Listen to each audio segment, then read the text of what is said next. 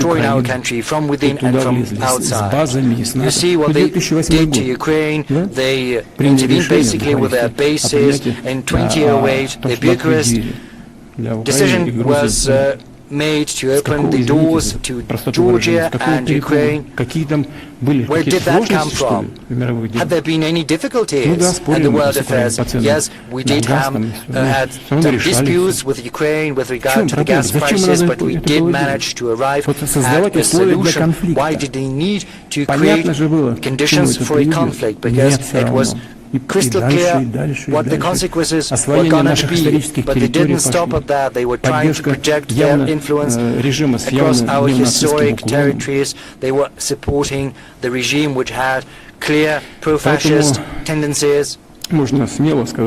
So it wouldn't be an exaggeration to say that and to repeat that. We are not simply fighting for our own freedom and our sovereignty and our rights. We are also fighting for universal rights and freedoms. We are fighting for the chance for every country to develop on the basis of sovereign equality, and this is the mission of our country, and everyone needs to understand there's no use trying to exert pressure on us. But as for coming to an agreement with due regard for the mutual legitimate interests of one another, this is something we've always been ready for, and this is what we've been asking all participants of the international community to do.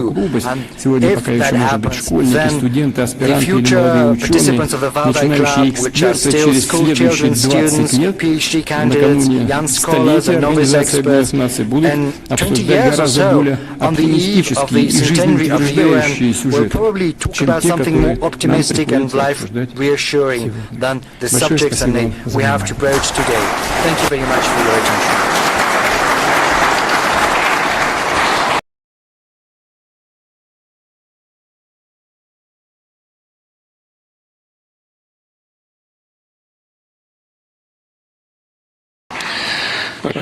Спасибо, Владимир Владимирович, за такое обширное, объемное описание и мира, и российских взглядов на него.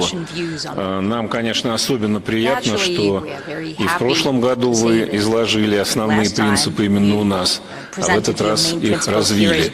Мне кажется, это уже начинает тянуть на такую доктрину. Валдай, конечно, не претендует на то, чтобы ее назвали нашим именем, но приятно, что здесь она рождается. Владимир Владимирович, мы многие темы, которые вы затронули, обсуждали, конечно, на этой 21-й конференции, и я хотел бы поделиться с вами, мы хотели бы все поделиться некоторыми умозаключениями, которые не на всех, конечно, сессиях, потому что их очень много было, тем не менее, на тех, которые нам показались наиболее важными, это тоже темы, которые вы упоминали.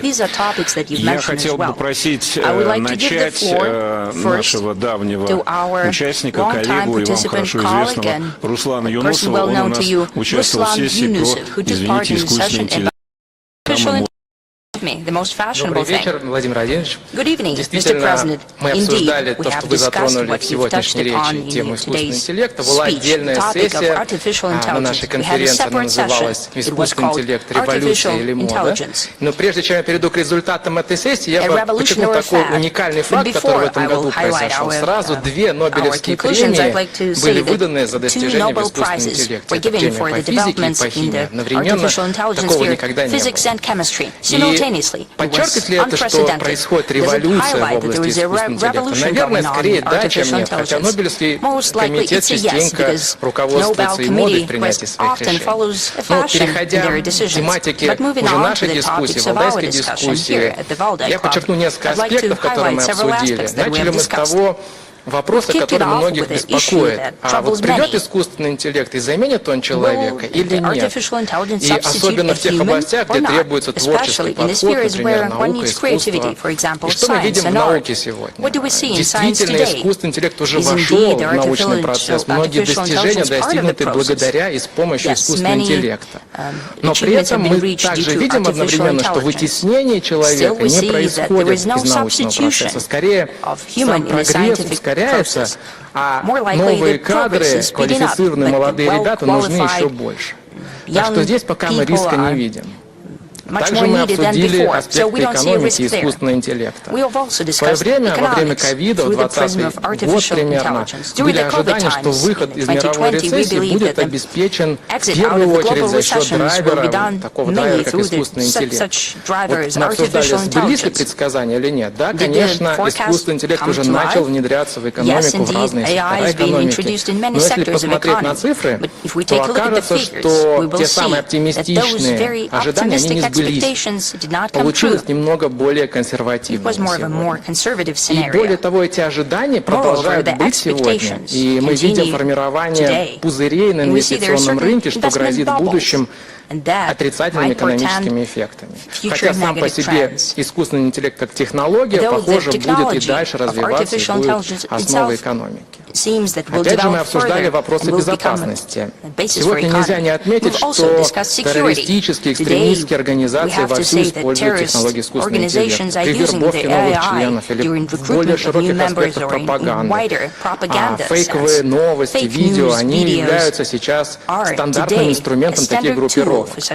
Но с другой стороны, существует и использование искусственного интеллекта в контртеррористической, в контрэкстремистской деятельности, когда можно выявлять эти самые экстремистские элементы в обществе, но более того, можно влиять на сомневающуюся часть общества и отвратить ее от этих шагов, чтобы она не переходила на сторону экстремизма. Это тоже работает. Когда мы обсуждали, каков баланс, что больше, позитива или негатива, похоже, что позитивных явлений искусственного интеллекта в области безопасности все-таки больше, и хотелось бы, чтобы и дальше этот баланс был в стороне позитива.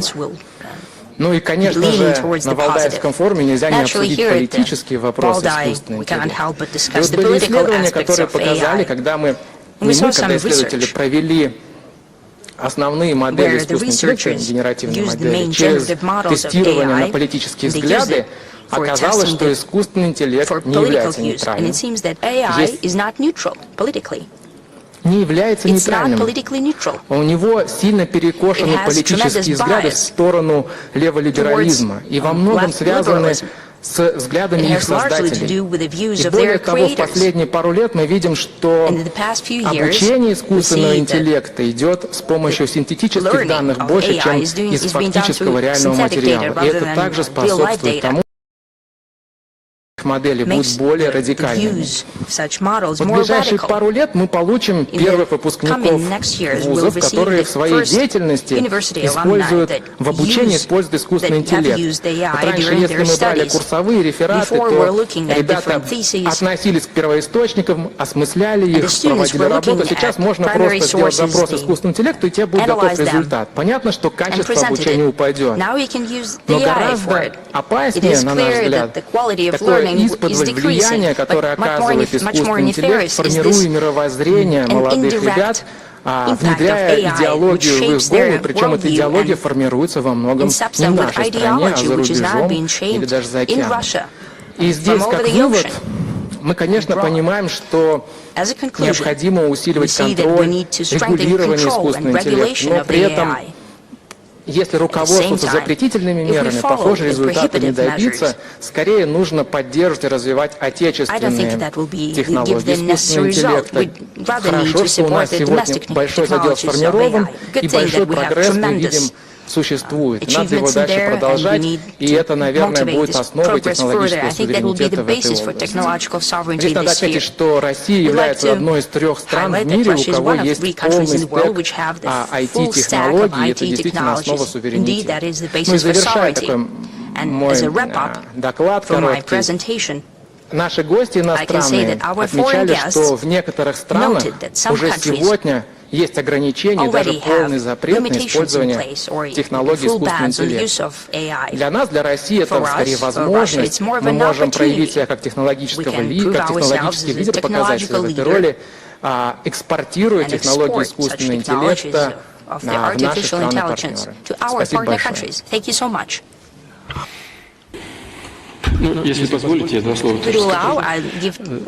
Первое, конечно, искусственный интеллект – это важнейший инструмент развития. И один из наших приоритетов, прежде всего, конечно, в сфере экономики, но не только, и в других областях, использование больших данных, это это развитие искусственного интеллекта. That is the development of the artificial intelligence. Большой дефицит Considering that we have great deficit безработица минимальная, 2,4%, это дефицит. Дефицит рабочих рук. 2.4% is our unemployment rate. That means в it's будущем, basically a конечно, deficit. видим решение этих проблем в сфере экономики на пути развития современных технологий, из которых использование искусственного интеллекта одно из главнейших, важнейших направлений. Чего здесь больше? Плюсов или минусов? Are there more positive things or negative things? What about nuclear energy? Is it more beneficial or not? The use of peace atom in agriculture, in healthcare, in transportation. Огромную, важнейшую роль играет. It plays a tremendous role, and it will only increase, I'm sure of it, especially considering the climate change issues presented by it. Still, we have nuclear weapons, on the other hand. It creates great risks for humanity. The same applies to the artificial intelligence. It's a matter of regulation and the way that people use Вопрос, как регулируется. Конечно, во многих странах это регулируется, во многих странах. Некоторые, как вы говорите, даже запрещают. Запрещать, мне кажется, невозможно. Но все равно это найдет себе дорогу. Особенно в условиях конкуренции. Конкуренция нарастает. Я сейчас не говорю про вооруженное противостояние в целом. В экономике конкуренция нарастает, поэтому в условиях конкурентной борьбы она неизбежна, неизбежное развитие искусственного интеллекта. И здесь мы, конечно, можем быть в числе лидеров, имея в виду определенные преимущества, которые у нас есть. Что касается суверенитета, важнейшая составляющая, конечно, платформы, они чаще всего формируются за рубежом, а они формируют мировоззрение, совершенно верно, и здесь мы должны быть мы должны понимать это и развивать свой суверенный искусственный интеллект. Конечно, нужно пользоваться всем, что есть, но нужно развивать и свои направления. Но у нас Сбер, Яндекс активно над этим работают и в целом работают весьма успешно. Вот мы и, безусловно, будем это все делать, это без всяких сомнений. Особенно там, где он уже сам себя воспроизводит, это очень интересно и очень перспективно. Но здесь есть и свои угрозы, конечно. Мы должны видеть, понимать эти угрозы и соответствующим образом выстраивать свою работу. Но, как я уже сказал, это одно из важнейших направлений нашей совместной деятельности. Нашей, когда я говорю нашей, имею в виду и государства, и специалистов в этой области, и всего общества. Потому что здесь, конечно, возникает очень много морально-нравственных вопросов. Обязательно на это нужно обращать внимание. Вот вы сказали, что взгляды радикальные формируются и так далее. Мы своевременно просто должны этому противопоставить свое мировоззрение, свою точку зрения на все процессы, которые и у нас в обществе происходят, и этим вместе будем заниматься. Вам спасибо, что вы обратили на это внимание. Искусственный интеллект в России должен обучаться на российских данных, чтобы отражать нашу культуру. И у нас есть такая возможность, точно, совершенно очевидно. Уверен, что у нас все получится, и это принесет нам такую огромную, будет хорошей поддержкой в нашем развитии. Владимир Владимирович, а суверенный искусственный интеллект, когда у нас будет, он нам сможет русскую идею для 21 века предложить? Он может только помочь решать те задачи, которые перед нами стоят. Очень важно, как мы их формулируем. Спасибо. Да, и поскольку там он работает тоже с большими данными, но у нас есть все возможности, и интеллектуальные возможности, и технологические, и большое количество свободной энергии. Здесь есть над чем нам вместе поработать. И я думаю, что над такими вопросами, как вы сейчас сказали, you have just raised, философскими, philosophical matters, fundamental matters. Все привлекать. We need А to наше уже дело с engage вами all tools, and it's верить up to этому us или не whether верить. to believe it or not Когда мы получаем when we результаты receive the result исследований, основанных на современных of принципах the и с quest that we использованием, в том числе have искусственного received интеллекта. with the use of Спасибо. artificial intelligence as Смежная well. тема, Thank you. конечно, у нас An обсуждалась. adjacent Где topic that искусственный we've интеллект discussed, и цифровизация, там и информация, все то, что с ней сейчас происходит. А происходит очень много тоже, и плюсы, и минусы во всем. Наш индийский коллега Арвин Гупта участвовал в этой сессии. Прошу вас. Took part in that session. Thank you. Thank you. My name is Arvind Gupta, Mr. President, and I come from India. I work on the intersection of technology and society and building a digital public infrastructure for population scale problems.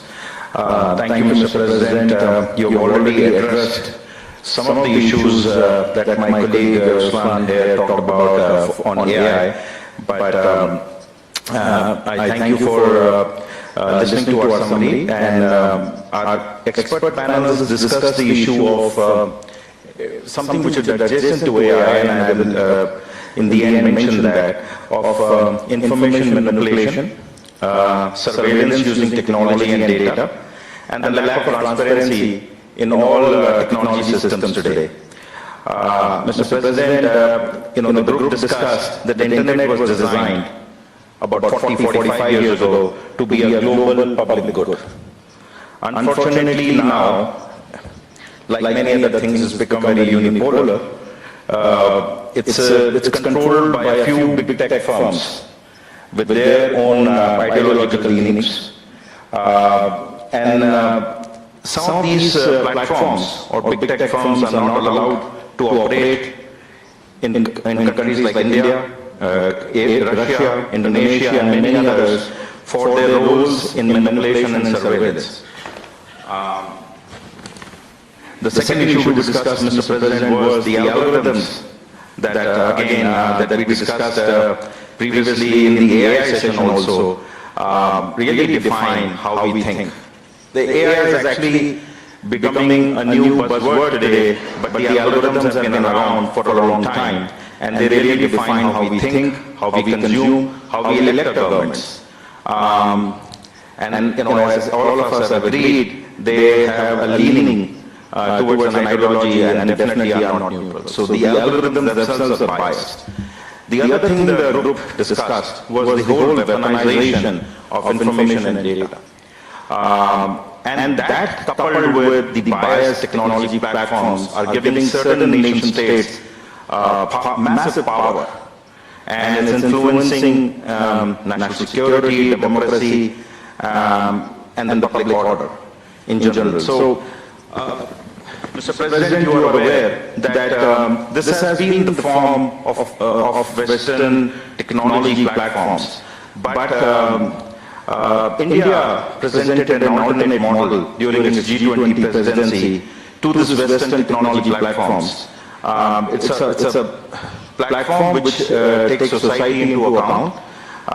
It's a bottom-up platform built around identity, a universal identity system, a universal payment system. It's actually used by more than 1 billion people, and in India, and more than 20 other countries use it. This is to present that how India has created a different vision for technology from the Western vision that exists today. Mr. President, I must commend Russia for succeeding making the Mir platform very successful in Russia in a very strong time, and that also shows the power of technological sovereignty that was just mentioned, that it can be done if the desire is there.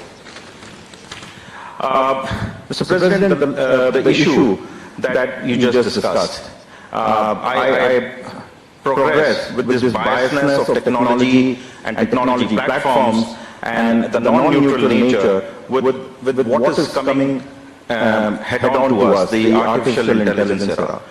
Given that we let a few big companies control the internet, how do we ensure that that our culture, our society, our national interests are going to be protected in this whole era of artificial intelligence? What kind of guardrails do we need to build from the start to have fair and responsible AI?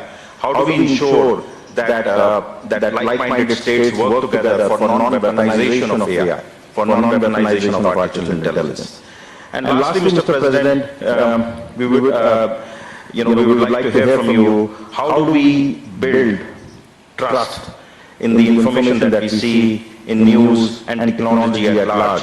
And that was one of the most defining things that the group debated, and look forward to hearing from you. Thank you very much.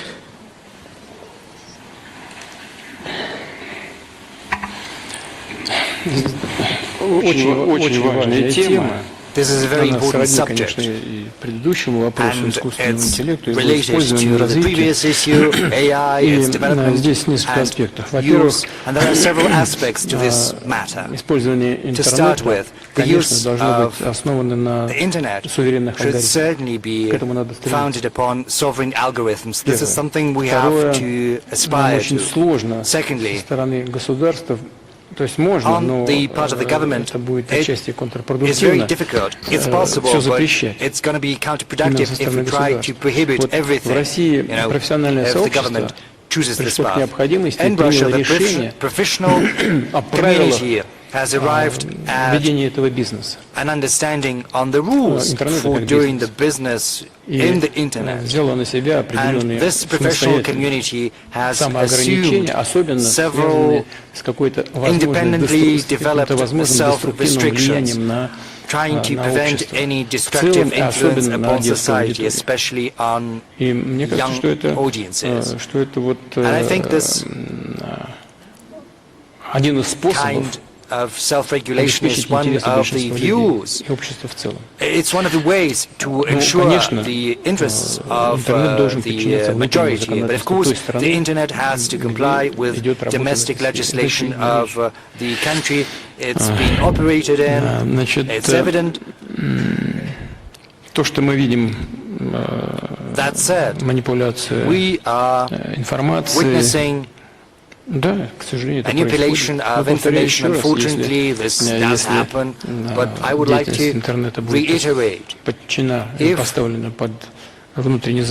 Internet complies with domestic legislation, and it should be the case, then this minimize potential negative consequences. I do understand the technological difficulties and restrictions. It's going to be a tall order, but if we choose this path of engaging with the professional community that sees where the threats might be coming from for society, then it's going to be a way for the professional community to address those threats on its own. But of course, the government should be willing to lend a helping hand. For such countries as Russia and India, this is a task that can be addressed. We have very good, top-notch specialists and experts. We've got very good schools of mathematics. We've got people who have proven to be leaders in this field. Well, even if their companies are not yet leaders, they themselves, as experts, have raised to prominence in the field. So we've got everything we need, especially in such countries as India and Russia. Now, as for the mere payment system that you have mentioned, to an extent, it's been a success, it's working, it's functioning, it could function even better, and it could be expanded if there had been no artificial barriers put in the way. But even though these barriers are being built, mere payment system is developing, and we're going to replicate this success. The issue of the Internet, it has become a permanent fixture of our discussions. You said that the Internet was created as a public good to serve the benefit of humanity. Well, of course, it was built for other purposes in the very beginning, but at a certain point in time, its growth change. так же, как любая And человеческая we've деятельность got to make подчинялась sure морально-нравственным that законам и our юридическим activities in the законам internet, тех just as any государств, other где type of эта human система activity, should be in функционирует. compliance with Повторю еще раз, moral and технологически это не legal всегда просто requirements. сделать, Of но course, к этому, безусловно, надо technologically стремиться. it's Общество not должно always easily оградить себя achievable, от but it can be деструктивного done. влияния. Society Но has to protect сделать все для itself того, чтобы against все-таки обмен destructive информацией был influence. But свободным, at the same чтобы time, это we've шло got to на ensure благо free exchange of развития information, and we того also или have to иного make sure государства, да, that и it benefits the development всего of международного countries сообщества. and the international Мы, community at если в large. России будем к And этому we стремиться, in я знаю, Russia что are going и Индия идет по to этому же пути, pursue мы this будем рады path. с I вами know сотрудничать. India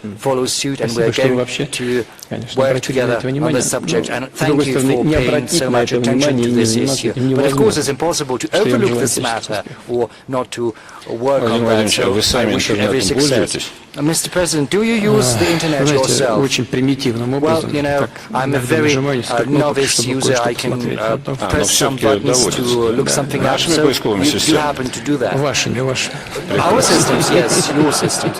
Спасибо. Very Это good, thank you. утешает. That is a consolation. Мы подробнейшим образом We have обсуждали spoken окружающую in detail среду, about состояние the мира environment, с точки the зрения state of климата и world так affairs далее. in terms of Я попрошу climate and нашего so доброго on and so forth. товарища I would like to give Расидана the floor to Махараджа a из good friend Южной of ours, Африки Mr. Rasidan рассказать. Maharaj from South Africa. He's going to speak on the subject. Thank you very much, Mr. President, also for updating us that the dialectic of history continues itself. Environmental problems, as you mentioned as well, cannot be solved separately from redressing global inequality problems. The World Meteorological Organization, the International Weather Body, recently noted that human-caused climate change has resulted in widespread and rapid changes in the atmosphere, ocean, cryosphere and biosphere. The year 2023 was the warmest on record by a large margin, with widespread extreme weather. This trend continued into the first half of 24 and continues. According to the WMO, the science is clear. We are far off track from achieving vital climate goals. The impacts of climate change and hazardous weather are reversing developmental gains and threatening the well-being of people and the planet. Greenhouse gases and global temperature at a record level, and the emissions gap between aspiration and reality remains high. The colonial and imperial phases of globalization largely established the current world systems, and they essentially premised, as mentioned by you in various parts of your update, upon unequal exchanges between the global north, global south, or as we frame it, the global minority and the global majority. Some colleagues, Hickel and Associates working at London School, calculated that the global north extracts raw materials, land, energy and labor worth approximately 10.8 trillion US dollars in 2015. Just that number could have ended extreme poverty 70 times over. Between 1990 and 2015, that 25-year period, the cumulative drain from the global south was approximately 242 trillion US dollars. It's abundantly clear. Unequal exchange is a significant driver of global inequality, uneven development and ecological breakdown. Whilst his heroic struggles for national liberation challenged aspects of colonial and imperial subjugation, the institutional apparatus established after the Second World War or the War served to maintain the hegemony of the global north and specifically the advantages of the G7. The global COVID-19 pandemic exposed the structural flaws in our international system, while reminding us, as you've mentioned as well, that no one is safe unless we are all safe. Our collective scientific and technological competences, however, generated rapid solutions that helped us save lives. Notwithstanding, we are again witnessing attempts to weaponize intellectual property systems through restrictions on how knowledge is shared and against the transfer of technologies. These must be collectively resisted and condemned.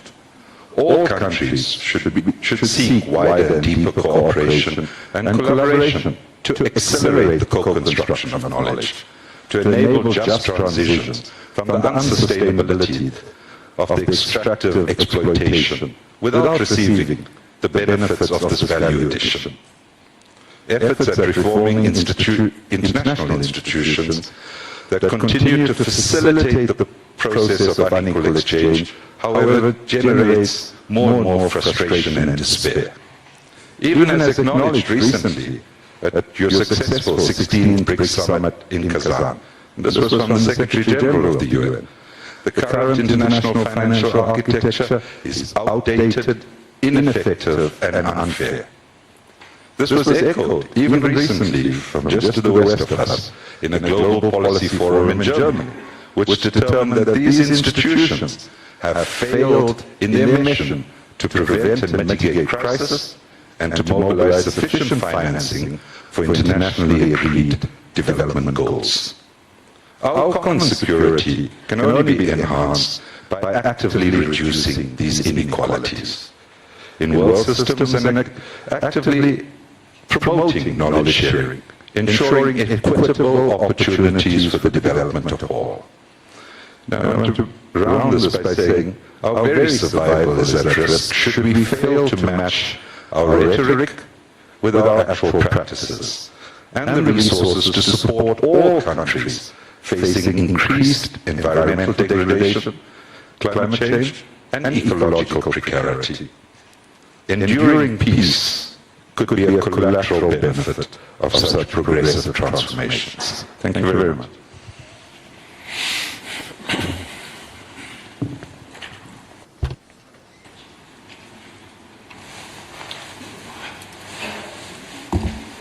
Конечно, то, чем вы занимались certainly the subjects that you have broached in the course of your discussions в дискуссиях с своими коллегами здесь, на with your colleagues here at the Valdai Club, это одно из важнейших направлений one of the main исследований для человечества, avenues потому что for research сейчас не будем вдаваться в детали, for the whole humanity.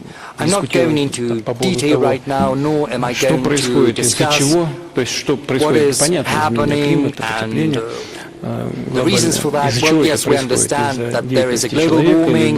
We're not going to discuss whether that is happening due to anthropogenic activities, that maybe there are other influences coming from space, maybe there are some cycles in the history of Earth. But the evidence for climate change is there. Climate change is happening, and it would be wrong not to do anything. We in Russia know full well that this is happening because in Russia the warming is happening at a faster pace than anywhere across the world. Over the last 15 years, we have registered a 0.5 degree increase. Across Russia and in the Arctic, it's been 0.7 degrees, and 60% of our territory has permafrost.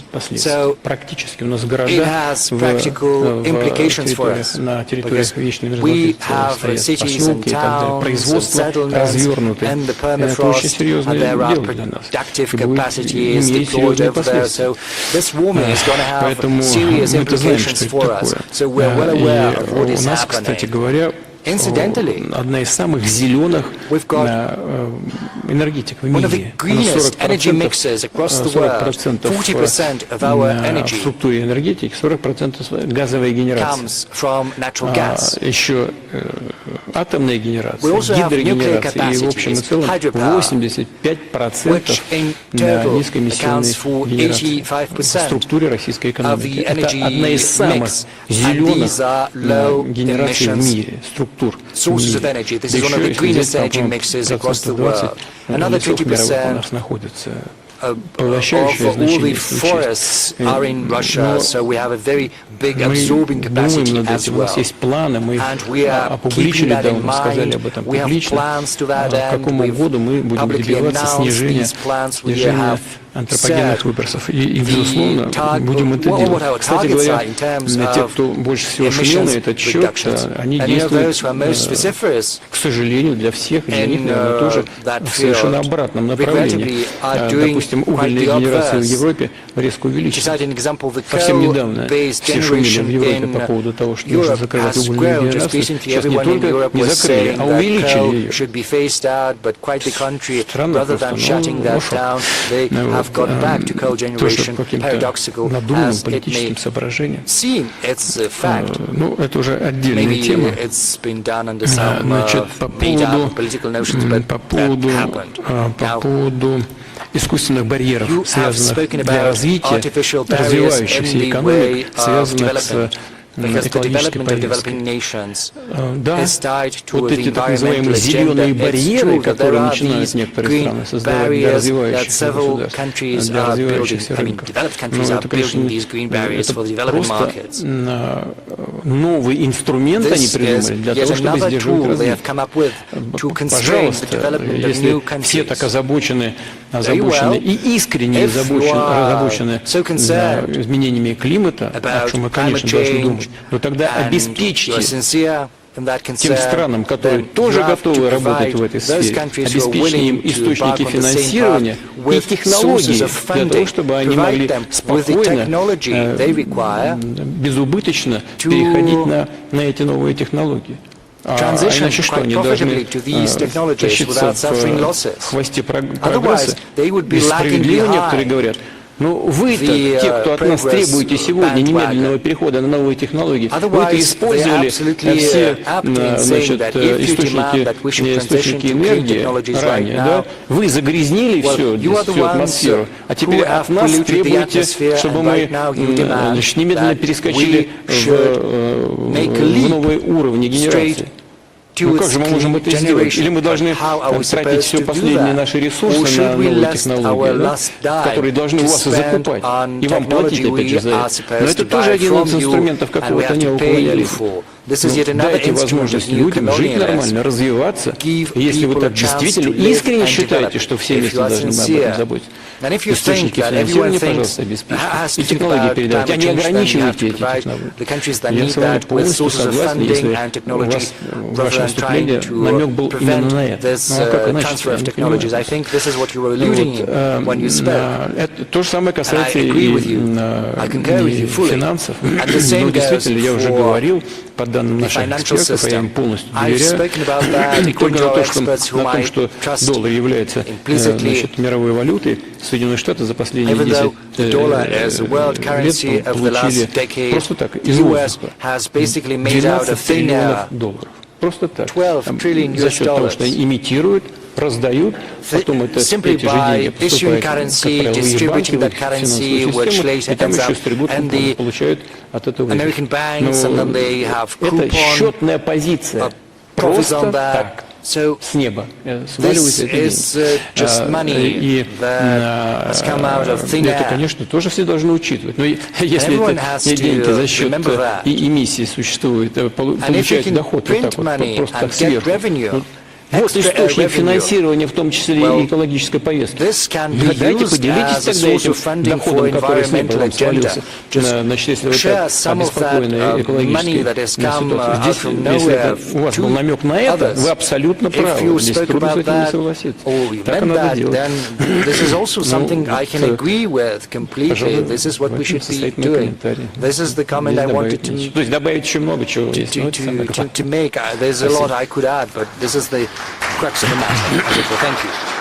Владимир Владимирович, а вас президент Алиев случайно не звал на конференцию по климату на следующей неделе?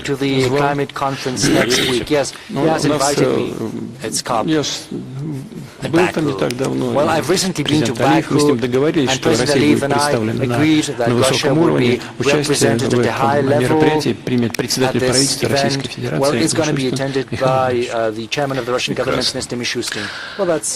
Плавно перетекаем к теме, которая нас всех волнует, потому услышаны все-таки в основном международники. Вами же высказанная идея евразийской безопасности. Мы посвятили этому много дискуссий, Валдайский доклад во многом в этом году об этом. И сессия была очень интересна. Я хочу попросить нашего друга Глена Дизена из Норвегии изложить основные выводы. Summary with you. Thank you. Mr. President, my name is Glenn Diesen. I'm a professor of political economy from Norway. And yes, our panel was on Eurasian security. I would just like to outline three main points. The first was that the source of conflict today appears to be a conflict between unipolarity and multipolarity. Now, to a large extent, this represents a new phenomenon in international affairs. As in the 19th century, we had the United States as a dominant maritime power in conflict with the Russian Empire as the dominant land power. In the 20th century, we had the United States as the dominant maritime power against the Soviet Union. And in the present time, it's somewhat different, as we have the United States, again, as the dominant maritime power, but on the Eurasian continent, we're now seeing the emergence of multipolarity, which also presents a lot of new opportunities, because even the largest economy, China, doesn't really have the capability, or it doesn't even display the intention of attempting to dominate this continent. Instead, we see initiatives being put in place for multipolar Eurasia. So this puts us therefore in a conflict between a unipolar system attempted to be restored by the United States versus a multipolar system. And the global majority seems to obviously prefer the multipolarity, which is why I think BRICS has been such a great attraction to many countries. However, in our discussions, we also discovered a consensus that there was some concerns, or at least a desire for Eurasia to be an anti-hegemonic movement as opposed to being anti-Western. As the objective should be to harmonize interests and end this era of bloc politics as opposed to Eurasia merely becoming a bloc. And again, the attraction of BRICS countries towards this Eurasian format largely rested on this idea that we could overcome the bloc politics rather than succumbing to it. The second point we had was that the appeal of Eurasia is also, to a large extent, the multi-vector foreign policy. This is the ability to diversify economic connectivity with all the major poles of power. And this is seen as a necessity to, or a requirement to have more political independence, to have more autonomy in foreign policy, and not merely be a spectator in international affairs. And yet again, this is why most countries do not want to choose between competing blocs, but instead find a way of harmonizing. And again, the global majority wants Eurasian multipolarity, as this is a requirement for genuine multilateralism and not the false one, which has often been promoted under Washington. The third and final point was that the multipolar Eurasia has certain systemic incentives for harmonizing interests. Because the great powers in Eurasia, they have somewhat different formats for Eurasian integration. They have different interests.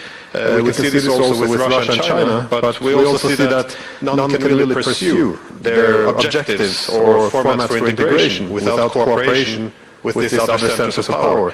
So this creates incentives to harmonize interests, and it seems that this is also what has made BRICS successful. As I remember a decade ago, many people expected Central Asia to be a clash point between China and Russia. Instead, we see it becoming an area of cooperation instead. So this gives optimism to other parts of Eurasia as well.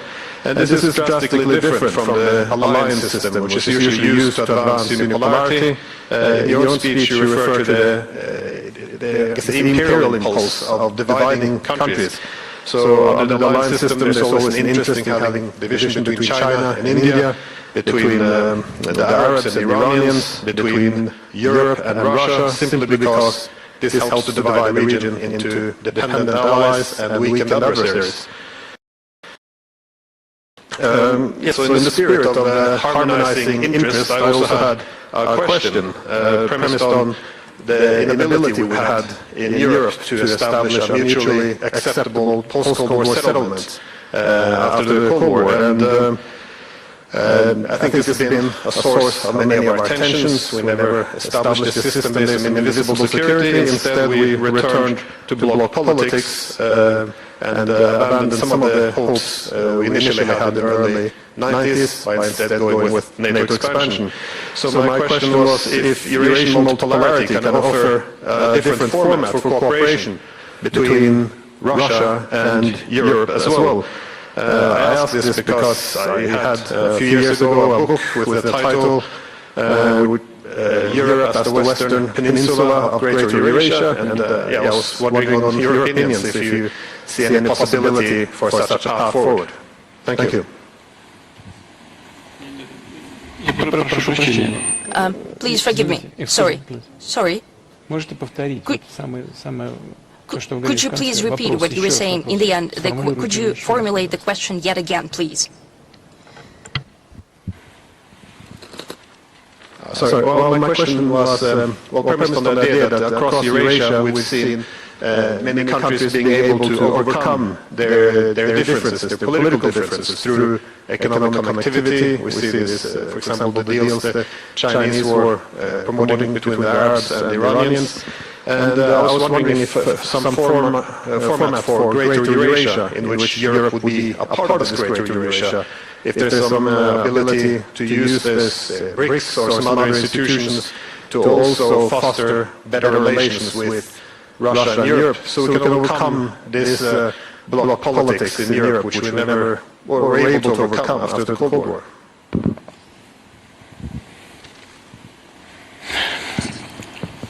Вы знаете, после того, как холодная война закончилась, в принципе, был шанс преодолеть это блоковое мышление, блоковую политику.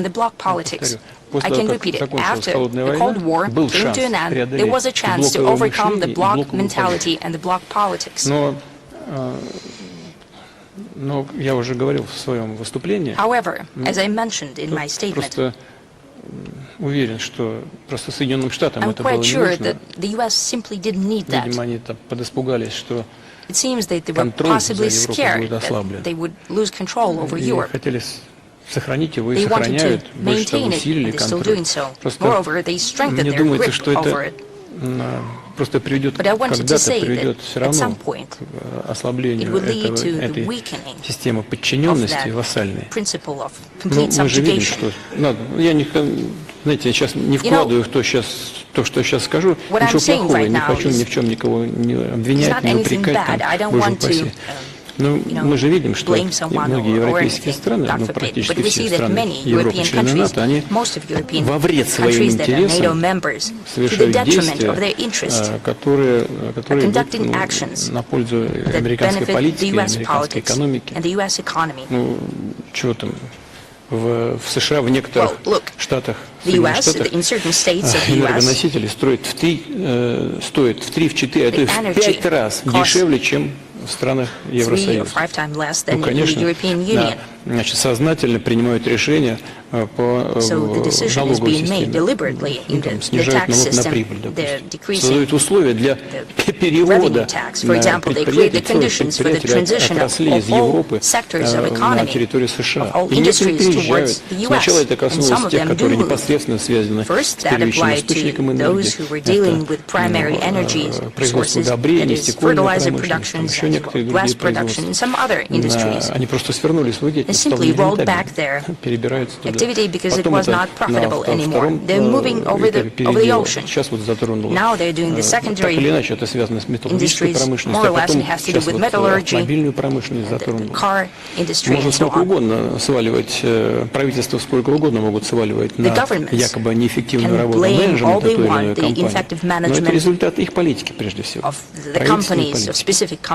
А потом же в этих условиях менеджмент должен был что-то делать, чтобы спасать свои предприятия, рабочие места, но не всегда это возможно. Вот. А если, и поэтому вот тот конфликт, который сейчас, к сожалению, участниками которого мы, к сожалению, являемся, он позволил Штатам добиться вот этого укрепления своей ведущей роли, мягко говоря, вот, to put it mildly, have almost a colonial dependence of the countries. Honestly, even I didn't expect that. То же самое с Японией происходит. The same is happening to Japan. Мы что плохого Японии It's surprising. Это ничего вообще. What did we do to Japan? Nothing. Not a single step, not a single word. But they introduced sanctions against it. How come? Where did that come from? Вопрос возникает, а что с этим Hence the делать? question. Мы же ничего What не do we do with делали. that? Well, we didn't do anything. Are there colleagues from Japan? Possibly there would be some С questions Европой from еще them. хуже. And it's even worse with Europe. Знаете, я уже говорил, I have already не said откажу себе в it, удовольствии but вспомнить I will not refrain разговор from the pleasure of с thinking бывшим back канцлером ФРГ Колем в to my 1993 году. conversation in 1993 with ex-chancellor Kohl. I had the chance to be present at the conversation with the former mayor of St. Petersburg. Back in the day, I still had some German in me, and I acted as an interpreter between them. He let go of the interpreter and he said, go and take a rest. I stayed and I interpreted for Для them. меня, как в недавнем For прошлом me, as сотрудника внешней разведки former member Советского of external Союза, было intelligence of the удивительно Soviet Union, слышать it то, was что so он говорил. surprising to hear what he was Честно говоря, saying. я вот To be говорил, honest, там, слушал, переводил. I was listening to them, I was Я был, interpreting, ну, мягко говоря, and очень to put it удивлен. mildly, I was extremely Потому что surprised. все-таки в моей голове еще Because штампы были. I still had холодной cliches войны, of the Cold ну, War да, mentality in my head. сотрудник разведки I was a СССР, member КГБ of СССР. intelligence И of вдруг он начал KGB of говорить, USSR, and all of a sudden, что Chancellor будущее Kohl started Европы, saying если that она the хочет future of Europe, сохраниться в if it качестве wants to независимого preserve itself центра as an мировой цивилизации, independent будущее должно center быть of только European вместе с civilization, этим. Нужно the future объединять is only наши with усилия. Russia. We need to bring together our efforts. Я рот открыл. I was simply agape. Ну и он продолжал в таком же духе, He говорил о том, continued как in the same vein, по его мнению, and he spoke about развиваться his ситуация на vision американском about the development континенте, of куда и situation как on the American continent, будут выстраивать Соединенные the way Штаты the свои U.S. усилия. will Сейчас не буду continue to build its воспроизводить, policy. но Well, I will not ничего give it плохого verbatim. про Штаты Well, не he говорил. didn't say Нет, он anything просто bad about как the U.S. аналитик, But как he эксперт, simply даже не как gave his expert Бундесkanцлер opinion, говорил, not а just как a chancellor, эксперт. but more like an expert. Вот. Но на самом деле, ну, And in essence, 85-90% того, что он 85 or говорит, то и 90% происходит. Я сейчас именно he это spoke about is наблюдаю. Мы все happening. это I can наблюдаем. see it, and everyone can see it as well. И, конечно, мы должны попытаться And выстроить naturally, we should try to build систему безопасности на security Евразийском system on континенте. Eurasian Он огромный, continent. этот It's континент. И, tremendous конечно, in size. Европа может и, And на naturally, мой взгляд, должна Europe быть can, and I неотъемлемой believe частью should этой be, системы. and Вы сказали о part том, and что parcel of that system. даже I jotted it пометил, down. КНР не имеет PRC возможности и does не not хочет have a chance and doesn't значит, там, want играть какую-то to play a доминирующую роль. Вы dominating сказали role. про Центральную You Азию, я said- сейчас тоже скажу об этом. You spoke about Central Мне Asia as кажется, well. здесь наверняка есть And I will mention it наши too. I друзья из think Китая. there are certainly Да, our friends в from философии China here. китайцев нет The такого. Chinese Они не philosophy does not стремятся к have that. They доминированию. do not strive for В domination. этом весь фокус. That's В этом the trick. привлекательность той That's теории the attraction или того предложения, of the theory, которое that сформулировал proposal that has been председатель worded by Китайской Народной President Республики Си Цзиньпин. Один пояс, один One путь. belt, one road. Один пояс One и belt, один one общий путь. common road. Это не только китайский путь, This это is not a общий путь. Chinese Они road. как раз, This is a во common всяком случае, road. в Everyone's двусторонних road. отношениях, At у нас least именно bilaterally. так и звучит, That's именно the так way и it sounds, действуем, and that's в the way we интересах друг behave, друга. in the interests of each Что other. происходит в Центральной Азии? Все What's рассчитывали happening in там, на Central Asia? какое-то столкновение Everyone или expected some kind of a трение clash России и or Китая в Центральной Азии. Да нет, collision там понимаете, в чем дело? between Russia and Там China in это же Central Asia. Well, look, страны the thing is с that очень молодой these государственностью, countries с are very еще young in their с экономикой, statehood. которая требует They have economies серьезного that развития. requires Там significant development. демографические процессы нарастают. Demographic processes are afoot there. Скажем, в Узбекистане. For example, take Каждый Uzbekistan. год плюс Every миллион year, человек. they add another Плюс million миллион. of population. Представляете? Can you imagine that? 27 или 28 миллионов уже 27 or населения. 28 И million. плюс That's already миллион the каждый population, год. and they have an extra Вот в million Индии born плюс each year. 10, как мне India has говорил plus мой 10, друг, as господин my премьер-министр friend, Моди. Prime Minister В Индии Modi это 1,5 миллиарда spoke. человек But живет. India has 1.5 billion people living there. В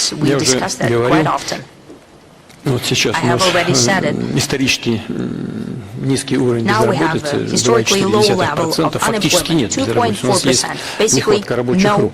И, конечно, нам для развития экономики нужны рабочие руки. И более того, отсутствие должного количества рабочих рук является на сегодняшний день одним из основных препятствий нашего экономического роста. У нас вот прямо сейчас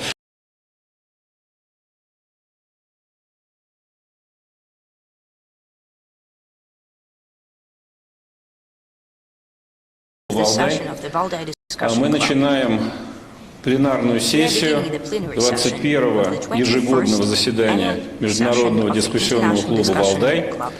Мы провели 4 восхитительных и наполненных дискуссиями дня, и теперь можем, так сказать, попробовать подвести некоторые итоги.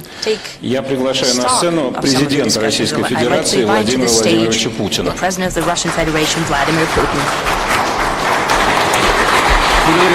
Спасибо большое. Спасибо. Благодарю вас. Добрый день, уважаемые дамы и господа, дорогие друзья.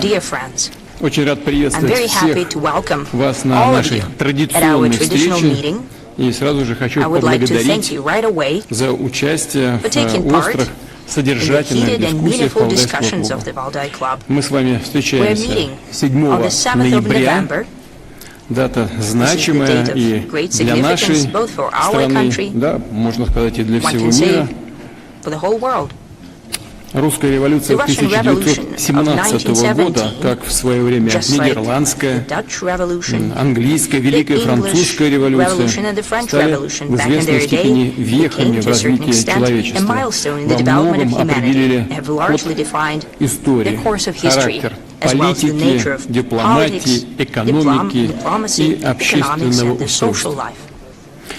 Нам с вами также выпало жить в эпоху кардинальных, по сути, революционных перемен. Не только осмыслять, но и быть непосредственными участниками сложнейших процессов первой четверти 21 века.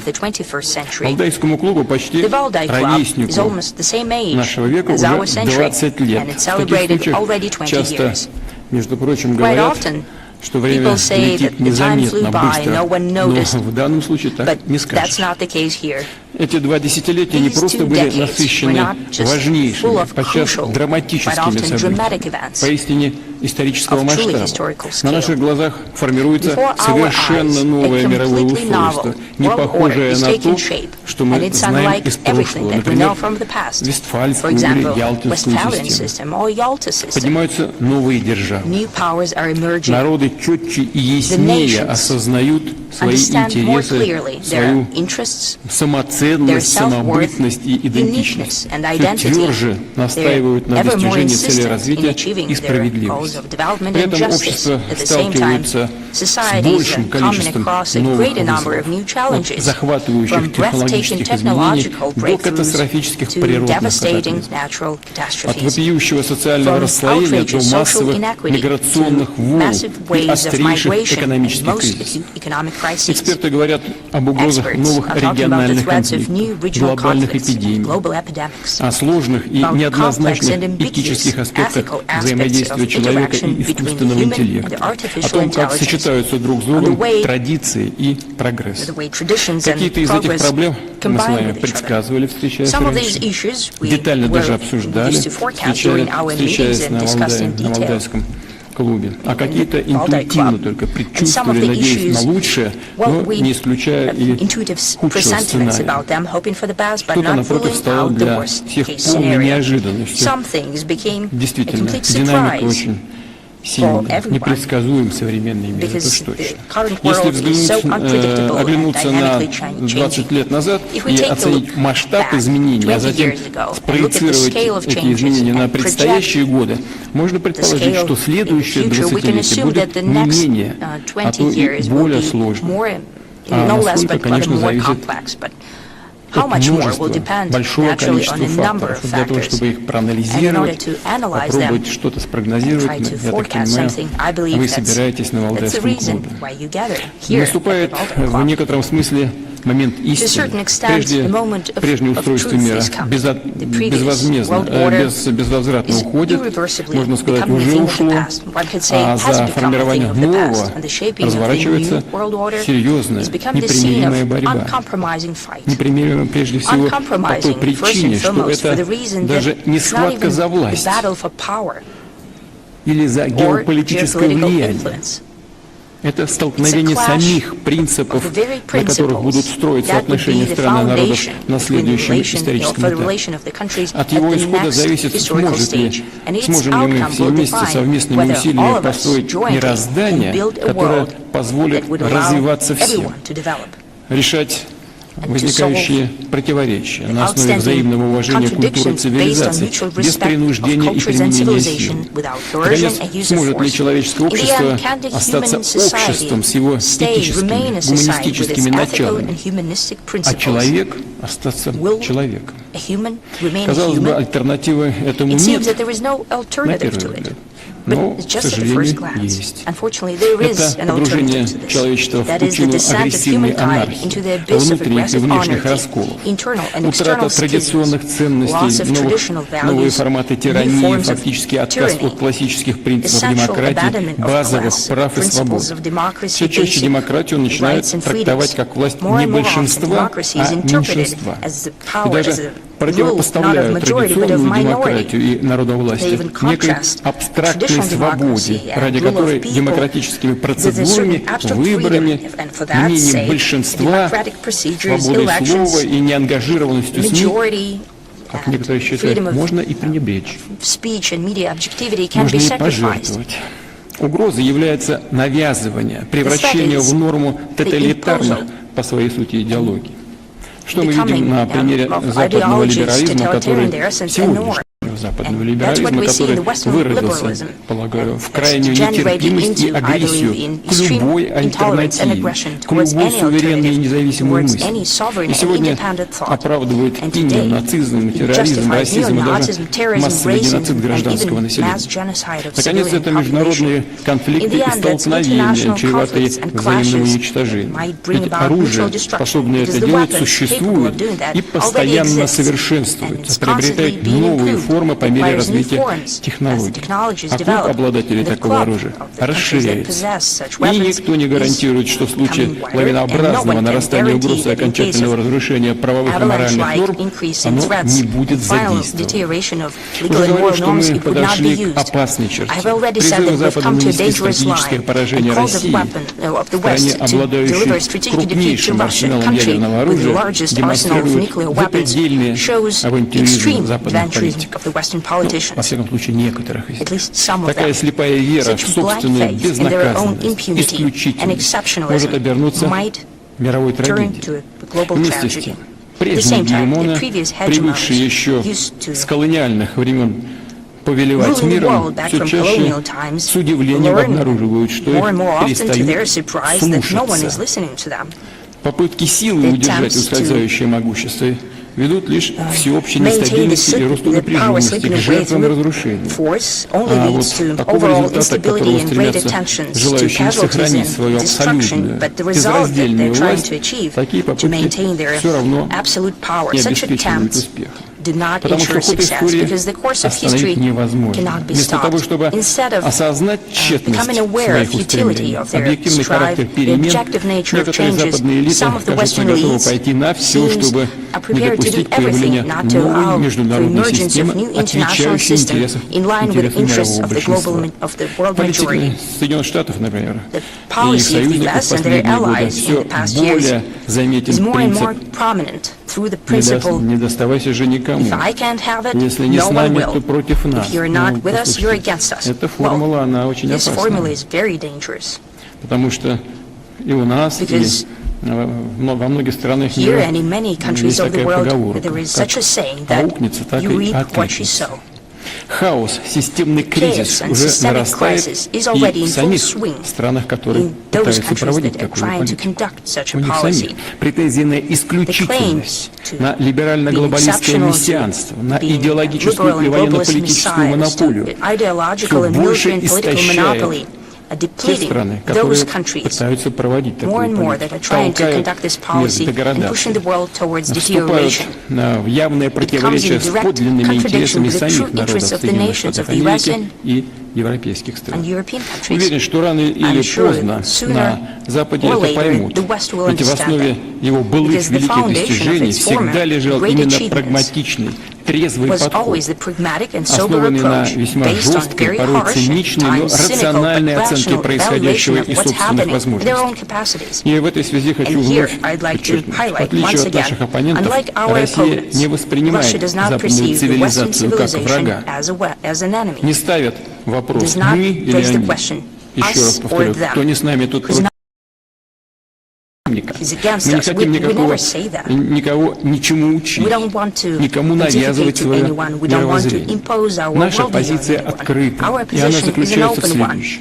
Запад накопил действительно огромные человеческие, интеллектуальные, культурные, материальные ресурсы, благодаря которым он может успешно развиваться, оставаясь одним из важнейших элементов мировой системы. Но именно одним из наравне с другими активно развивающимися государствами и группами стран. Ни о какой гегемонии в новой международной среде речи быть не может. И когда, допустим, в Вашингтоне и в других западных столицах осмыслят, признают этот неопровержимый, непреложный факт, процесс выстраивания мировой системы, соответствующей вызовам будущего, вступит, наконец, в фазу подлинного созидания. Дай Бог, чтобы это произошло как можно скорее. Это в общих интересах, в том числе и прежде всего самого Запада. Пока же нам, всем тем, кто заинтересован в создании справедливого и прочного мира, приходится тратить слишком много сил на преодоление деструктивных действий наших оппонентов, цепляющихся за собственную монополию. Ну, это же очевидно. Это происходит. Но это все видят. И на самом Западе, и на Востоке, на Юге, везде видят. Пытаются сохранить власть и монополию. Очевидные вещи. Эти усилия можно было бы направить с гораздо большей пользой и отдачей на решение действительно общих проблем, которые затрагивают всех. От проблем демографии и социального неравенства до климатических изменений, продовольственной безопасности, медицины и новых технологий. Вот над чем нужно было бы думать и над чем всем действительно нужно работать, всем заниматься. Позволю сегодня несколько таких философских вступлений в наши дискуссионные, так что надеюсь, что это будет в струе тех дискуссий, которые шли здесь до сих пор. Уже говорил, мир кардинально и необратимо меняется. От предыдущих версий устройства мировой системы он отличается сочетанием параллельным существованием двух, казалось бы, взаимоисключающих явлений. Быстро растущий конфликт, фрагментация политического и экономического правового поля, это с одной стороны, и сохраняющаяся теснейшей взаимосвязанность всего мирового пространства с другой. Это может восприниматься как некий парадокс, ведь мы привыкли к тому, что описанные тенденции обычно просто идут одна за другой, сменяют друг друга, век за веком. Эпохи конфликтов и разрыва связей чередуются с более благоприятными периодами взаимодействия. Такова динамика исторического развития. Получается, что сегодня это не работает. Попробуем немножко порассуждать на эту тему. Острые, принципиальные, эмоционально наполненные конфликты, конечно, значительно осложняют мировое развитие, но не прерывают. На месте разрушенных политическими решениями и даже военными средствами цепочек взаимодействия возникают другие, да, гораздо более сложные, иногда запутанные, но сохраняющие экономические и социальные связи. Мы увидели это на опыте последних лет. Совсем недавно коллективный Запад, так называемый коллективный Запад, предпринял беспрецедентную попытку отключить Россию от мировой системы экономической и политической. Объем санкций, карательных мер, применяемых к нашей стране, не имеет аналогов в истории. Наши оппоненты предполагали, что нанесут России сокрушительный нокаутирующий удар, от которого она уже просто не оправится, перестанет быть одним из ключевых элементов международного обихода. Думаю, нет нужды напоминать, что произошло в реальности. Сам факт того, что юбилейный Валдай собрал такую представительную аудиторию, говорит, мне кажется, сам за себя. Ну, дело, конечно, не в Валдае, дело в реалиях, в которых мы живем, в которых Россия существует. России нужна мир, и никакие решения ни вашингтонских, ни брюссельских, якобы начальников над другими не способны изменить это. То же самое относится и к другим решениям. Против мощного течения не выплывает даже тренированный пловец, какие бы ухищрения, даже допинги он не использовал. А течение мировой политики направлен в другую сторону, противоположную устремлению Запада, от нисходящего гегемонистского мира к восходящему многообразию. Это очевидная вещь. Как у нас в народе говорят, бабки ходить не нужно. Это очевидно. Вернемся, давайте, к диалектике истории, сменам эпох, конфликтов и сотрудничества. Действительно ли мир стал таким, что эта теория, эта практика больше не работает? Попробуем взглянуть на происходящее сегодня под немного другим углом зрения. А в чем, собственно, состоит конфликт и кто в нем участвует в этом конфликте сегодняшнего дня? С середины прошлого столетия, когда современными усилиями и ценой огромных потерь удалось победить нацизм, наиболее злостную, агрессивную идеологию, ставшую порождением острейших противоречий первой половины XX века, перед человечеством стояла задача избежать возрождения подобного феномена и повторения мировых войн. Несмотря на все зигзаги и локальные стычки, общий вектор тогда определился. Это радикальное отвержение всех форм расизма, разрушение классической колониальной системы и расширение числа полноправных участников международной политики. Спрос на открытость, демократичность международной системы был очевиден. Быстрое развитие разных стран и регионов, появление новых технологических и социально-экономических подходов, направленных на расширение возможностей развития и повышение благосостояния. Конечно, как и любой исторический процесс, это порождало столкновение интересов. Но, повторяю, общее стремление к гармонизации развития во всех аспектах этого понятия было налицо. Наша страна, в ту пору Советский Союз, внесла большой вклад в укрепление этих тенденций. СССР помогал государствам, освободившимся от колониальной или неоколониальной зависимости, будь то Африка, Юго-Восточная Азия, Ближний Восток или Латинская Америка. И отдельно напомню, что именно Советский Союз в середине 80-х годов прошлого века выступил за прекращение идеологической конфронтации, за преодоление наследия холодной войны, собственно, за прекращение самой холодной войны, и затем за преодоление наследия, тех барьеров, которые мешали единству мира и его всеобъемлющему развитию. Да, у нас сложные отношения к тому периоду, учитывая, во что в итоге вылился курс тогдашнего политического руководства страны. С некоторыми трагическими последствиями нам приходится справляться, бороться до сих пор. Но сам порыв, хочу это подчеркнуть, сам порыв, пусть и неоправданно идеалистический со стороны наших руководителей, да и нашего народа, порой даже наивный подход, как сегодня мы это видим, без сомнения диктовался искренним пожеланием мира и всеобщего блага, что на самом деле исторически присуще и характеру нашего народа, и его традиции, и системе ценностей, духовно-нравственных координат. Но почему такие устремления привели к противоположным результатам? Вот вопрос. Ответ мы знаем, я уже неоднократно так или иначе упоминал об этом, потому что другая сторона идеологического противостояния восприняла происходящие исторические события не как шанс переустроить мир на новых справедливых началах и принципах, а как свой триумф, победу, как капитуляцию нашей страны перед Западом.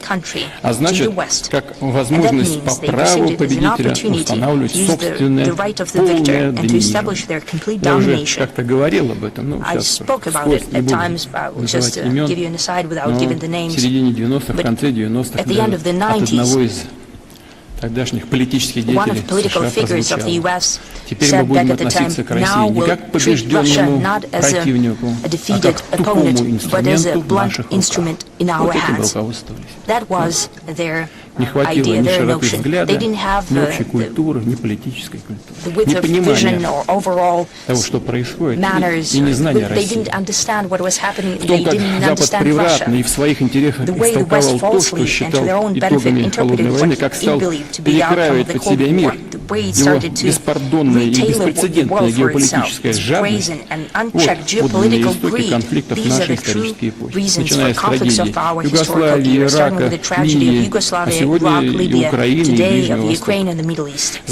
Некоторым западным элитам показалось, что наступившая монополия, их монополия, момент однополярности в идейном, экономическом, политическом и даже отчасти военно-стратегическом смысле и есть станция назначения. Все, приехали. Остановись на мгновение, ты прекрасна.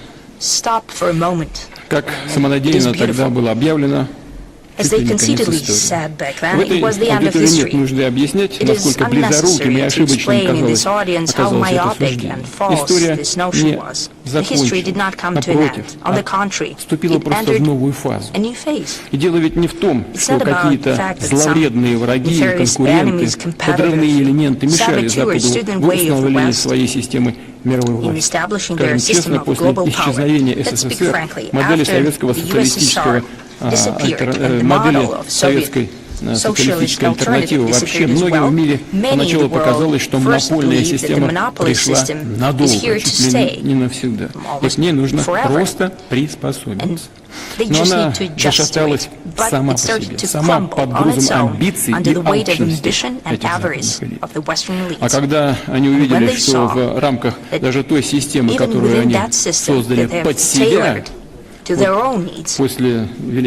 после Второй мировой войны, конечно, надо признать, победители создавали Ялтинскую систему под себя. А потом, после Холодной войны, якобы победители в Холодной войне начали создавать под себя, корректируя эту Ялтинскую систему. Вот в чем проблема.